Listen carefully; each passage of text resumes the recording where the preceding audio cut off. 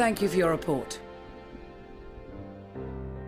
We shall inform the troops of these developments and instruct them to proceed with the utmost caution should they encounter any survivors. Allow me to go and speak with the ones at the victor's spoils. They may be more willing to listen to a fellow Garlean and accept our offer of assistance. I pray you are right. And though I am loath to burden you any further, should there be an appropriate occasion to speak of Licinia and her sister, please do so.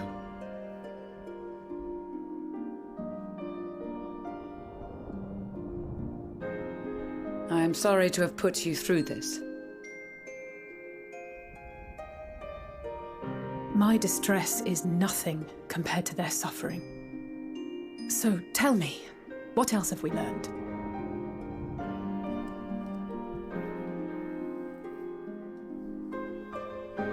As you may have already heard, we have succeeded in curing the members of the Populares, Maxima identified. They have provided us with some intriguing insights into the current state of Garlemald.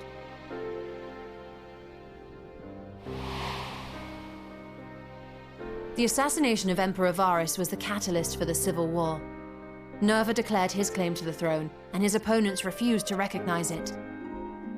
Fighting broke out in the capital, where Nerva's 3rd Legion clashed with the 1st, who remained loyal to Varus even after his death.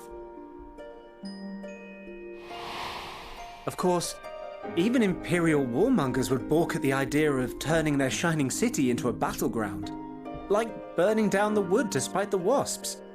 Neither side would be so mad. Unless something or someone inflamed their animosity to such an extent that they could not help but act against their better judgment.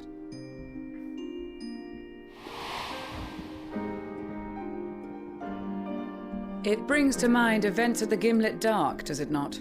The Emperor's sudden withdrawal from the front lines, specifically. Nerva and his father, Titus, Varus's then political rival, took advantage of rumors that Crown Prince Zenos had been possessed by a demon. Elidibus, what better way to disparage your enemies than with the truth, or a close enough approximation? Indeed. But before their accusations could be substantiated, many of Titus's followers were silenced. While some were merely stripped of their status, others died under curious circumstances. One after another, suddenly and suspiciously. Again, Elidibus. Like as not, he had a hand in it. No evidence was found to implicate Varus, certainly. Nevertheless, Titus, Nerva, and the 3rd Legion would have judged it a brazen attempt by the Emperor to rid himself of his political enemies. And then, in the midst of this growing turmoil, Varus Sosgalvis is murdered.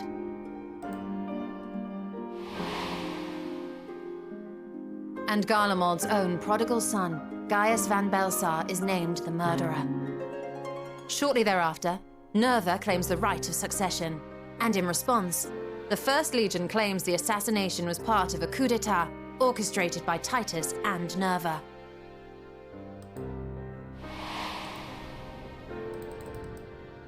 So no one is at fault, and everyone else is to blame. I should add that both parties received substantial financial backing, presumably to provide them with the means and encouragement to pursue a swift victory, and that these contributions came from the self-same benefactor. I'd heard House Brutus had been filling the 3rd Legion's coffers, but the 1st as well. It would seem so. Though the Populares determined that the 1st Legion received funds from a variety of organizations, all had connections to House Brutus. So Fandaniel, in the guise of Asahi, was playing both sides against each other the entire time. Yep. The information we gained from my That's what friends does Asians not do. end there.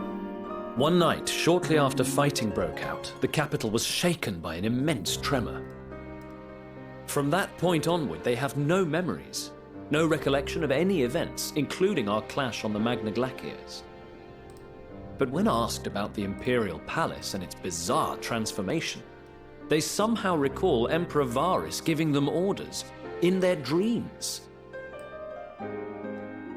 May the Tower of Babel stand as testament to the glory of Garlemald. This sounds awfully familiar. We have something to show you all. Tower of Babel.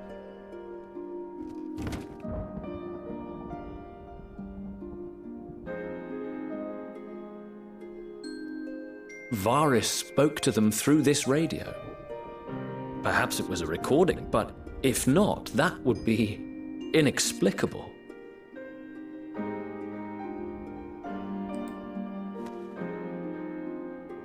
We are of one mind, then.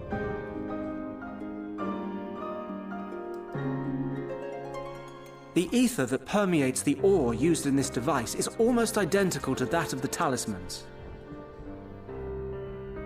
I see it. While it is likely more by coincidence than design, these devices might also ward against a primal's influence. A picture is beginning to form. If the tremor felt throughout Garlemald was a wave of ether emitted by a primal, then while those within range would have been tempered, those huddled around a radio desperate for news concerning the Civil War would have been spared. No wonder Licinia kept it close. Oh, yeah. My friends, I must speak with you. A young man was caught trying to steal our supplies. He is a soldier of the Iron Men, we think, but one who has not been made thrall. Thankfully, Magni restrained him before blood was spilled. The stranger is outside, if you wish to ask him questions. I think we do.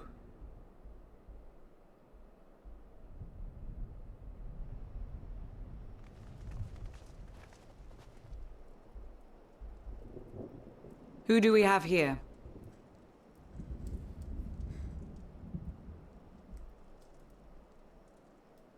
Garleans? Traitors to your homeland! Have you no shame?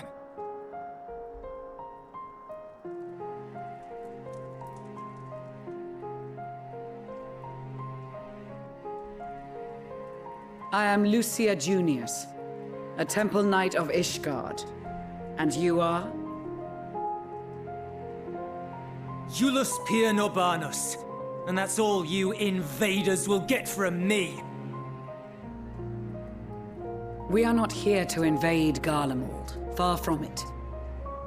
Like you, our allies in Eorzea and the Far East fight in defense of their lives and their loved ones even as we speak. But it is the people of Garlemald who have suffered most. This we know. And that is why we have come to offer you our aid, that we may unite against our common foe.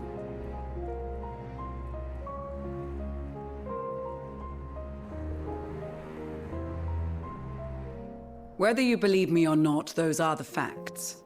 Now, answer me this. Why would a proud soldier of the Empire be reduced to stealing? The situation must be dire indeed for you to go to such lengths.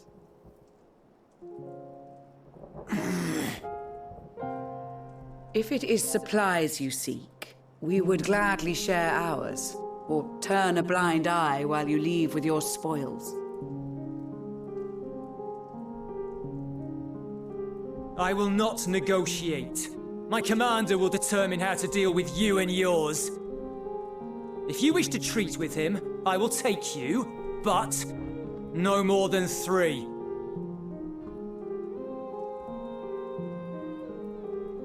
I don't much like the sound of that. But if we do accept his proposal, I suggest the 2 of us and...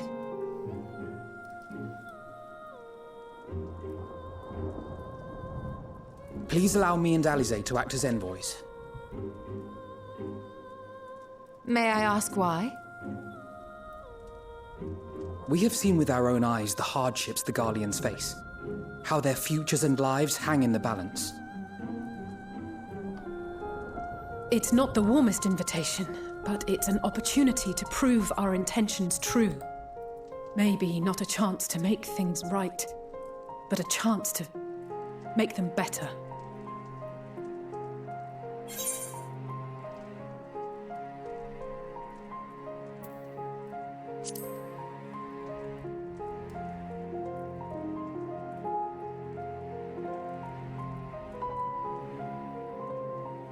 I can see that persuading you otherwise is a lost cause, but you will proceed with the utmost care.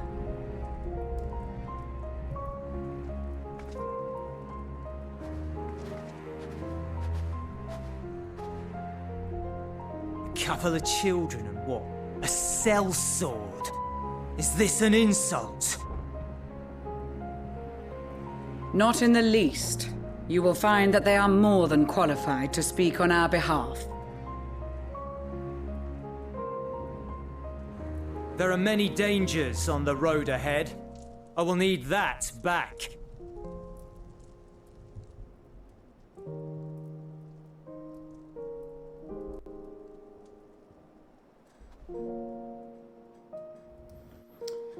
Oh man. How can we get these fucking Ishgards?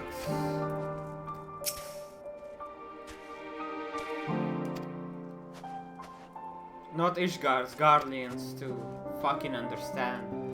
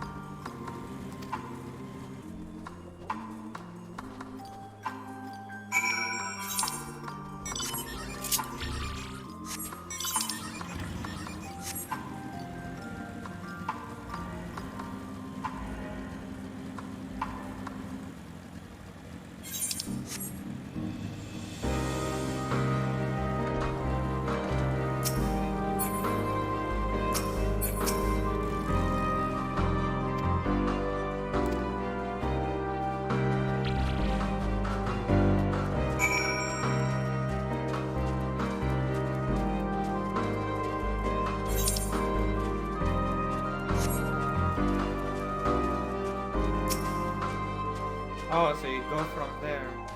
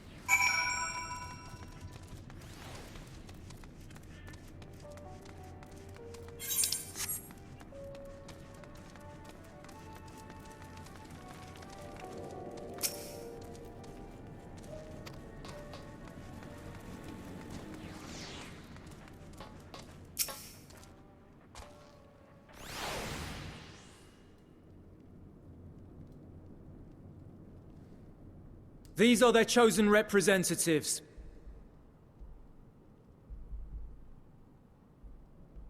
Very well. Let us hear what they have to say.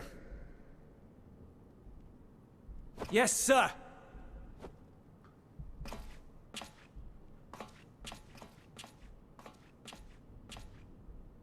I present to you our commander,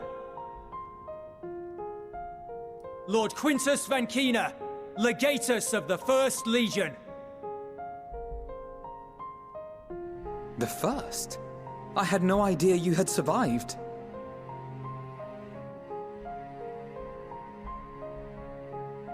We lost our Emperor, our city, more than half our troops. For my wounds, I may never take the field again. But we survived, aye. In a manner much to your liking, I dare say. We have no intention of adding to your misfortunes, nor do we bear you any ill will. Spare me. Though you children may speak in earnest, overtures of peace ever ring hollow in my ears. So long as man stands to profit from his neighbor's suffering, war is inevitable. Driven from our ancestral homeland into this blasted waste. Yet still you yearned to rob us of our paltry scraps. 'Twas only with Magitech that you learned to keep your distance. Though we knew it was only a matter of time before you regrouped and returned. Conquest and empire were our only defenses. Emperors Solus and Varys understood this, and through their campaigns saw us grow and prosper. Much blood has been spilled in Garlemald's name, aye. But if it is a choice between yours and mine, then it is hardly a choice at all. I do not deny that a great many conflicts throughout history were driven by the desire or necessity to gain by another's loss. That is not why we are here. It's just impossible to make. Nor have we come to petition your aid in the war with the Telophoroi, grave though that threat may be. Our purpose is simply this. We wish to help you. Let us help you. If there is aught that can be done to ease your plight, we would be glad to do it. Perhaps you would.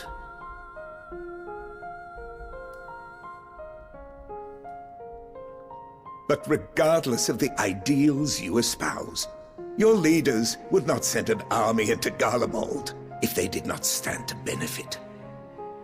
If we accept their aid, they will expect their efforts to be rewarded once the Telophoroi are no longer a threat. And after compensation and concessions, the great empire would be brought to heel. Her enemies rejoice at her downfall. Our third eye, a mark of shame. We won't stand idly by and let your people be humiliated. And we're not alone in that. We only want to make a difference, to make this world of ours better. Surely you can understand that. What I'm trying to say is, there are so many people who just don't care about making you suffer. And maybe that's almost insulting after all the suffering you feel the world has subjected your people to, but believe it or not, that's the truth. And now we're here, and all we're asking is for you to tell us what you want, what you hope for. So much blood has been shed, so much lost. All because of this endless war. Who wouldn't want to end it? Can we not work together to face our problems as one?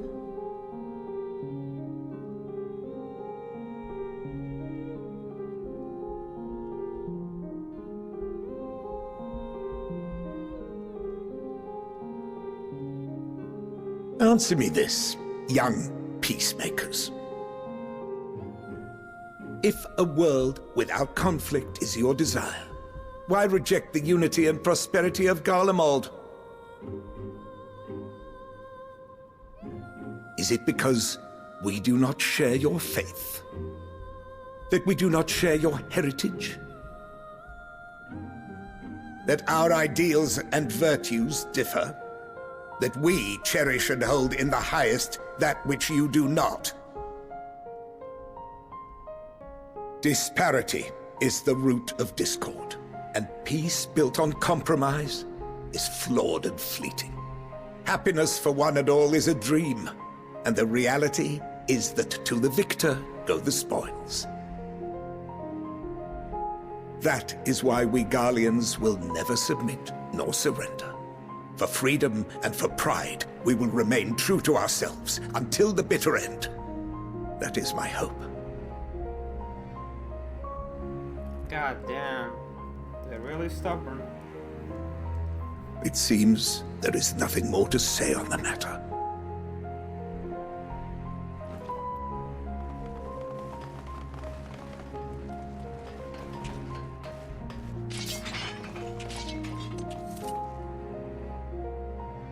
You will remain here while I decide what is to be done with you. Do not be alarmed. No harm will come to you, if you cooperate.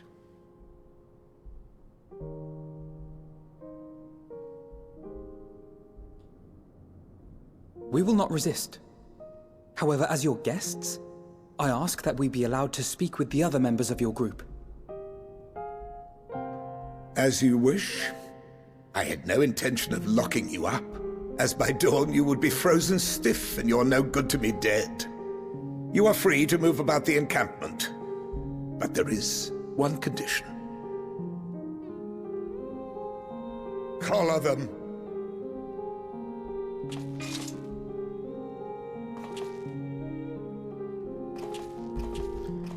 Oh, really? Really? What are these?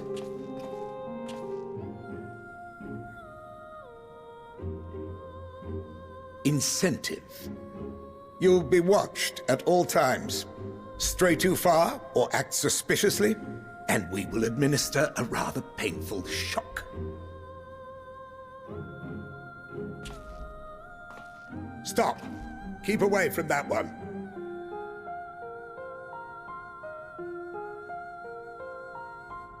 The champion of Eorzea is not so easily cowed.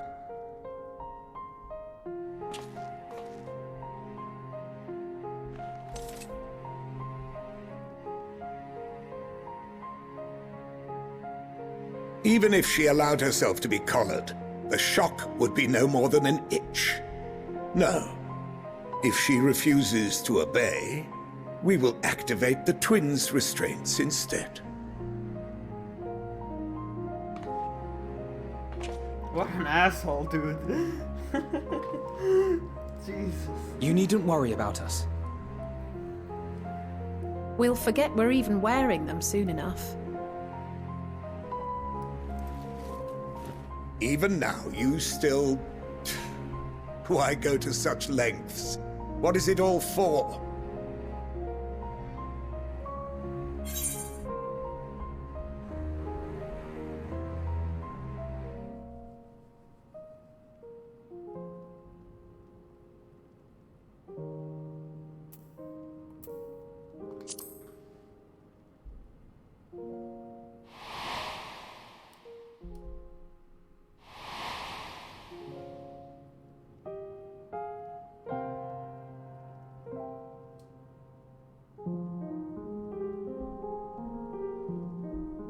You are a curious one. A far cry from the merciless barbarian others paint you to be.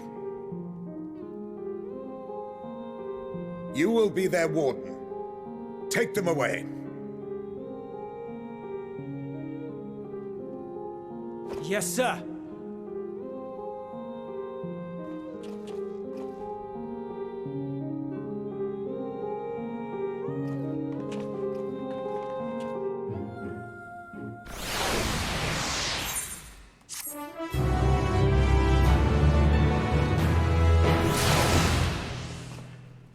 So now we're fucking prisoners, huh?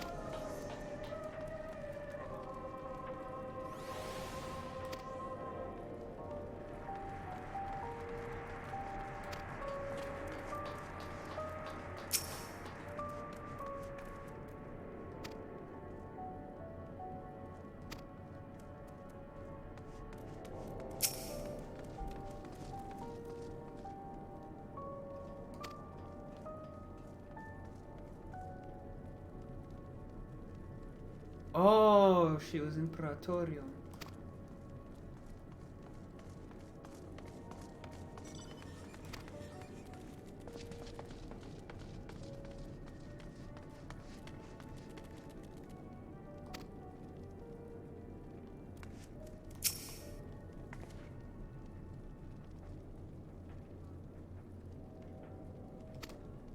You were the fucking ones invading us, bitch. Shut the fuck up.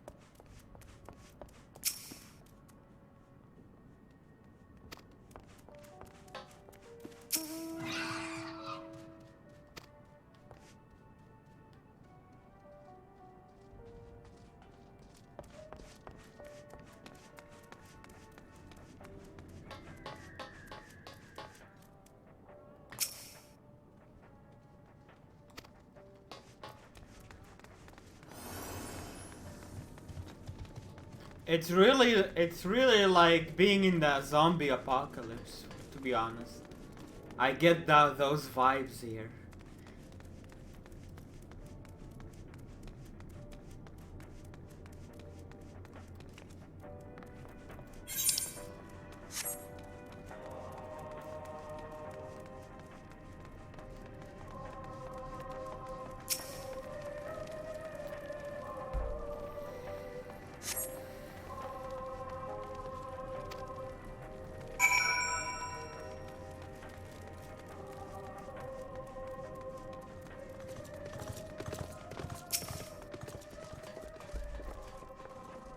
All 90, congrats.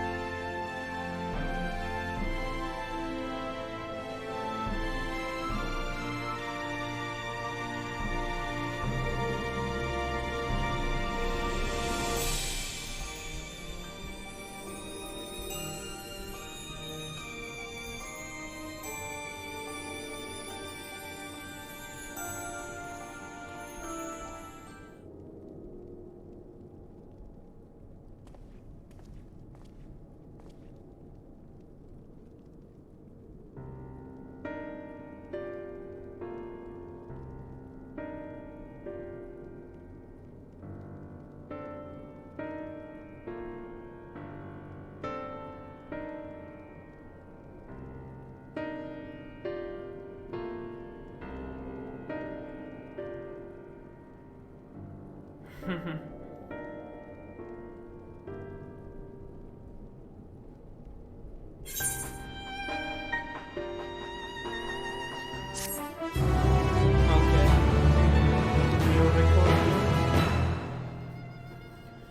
need to take a short break. Oh, wait, I can't. I should